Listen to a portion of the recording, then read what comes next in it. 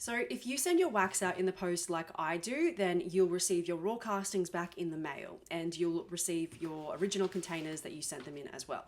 If you don't get them back, make sure to leave a note for next time asking the casting house to return your packaging. Most casting houses will also include an invoice with a full breakdown of each piece. I usually use Lenrose. Now they're a bit more expensive, but they're very thorough, and that's what I like. On the breakdown, you'll see the type of metal, the weight, and the casting fee. And that fee changes depending on whether you asked for cast in place or just a standard casting. Every casting house does things differently, so expect some variation. When you first open your castings, they will be dull, a little bit frosty or rough looking, and that is completely normal.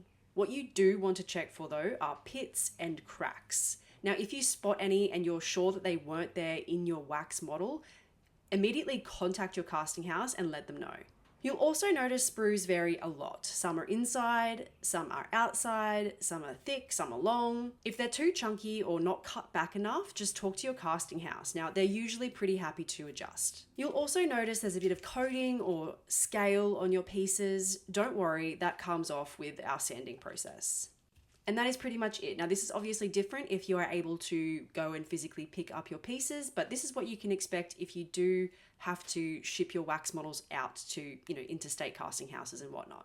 Remember, if you have any questions or your invoice doesn't look quite right, make sure you contact your casting house. They're always happy to accommodate any questions that you may have. So don't be afraid to speak up, because most casting houses are more than happy to work with you to get the results that you want. Also, don't freak out about the prices that you can see on my invoices. They do seem quite high, but that's because these pieces are quite large. One ring is a size 13.5 signet, and that's quite a heavy design and it needs a lot more silver. This casting house is also on the pricier side, and for a smaller, more plain ring in Australia, you can usually expect to pay between 20 and 30 Australian dollars. But keep in mind, silver prices are always changing, so it's best to keep up with your casting house and ask them for up-to-date costs before you do cast your pieces. Another thing to keep in mind, if you're just practicing, you can try casting in brass or bronze. It's so much cheaper, and you can usually expect to pay under $20 for a ring as long as it's not too thick or too chunky.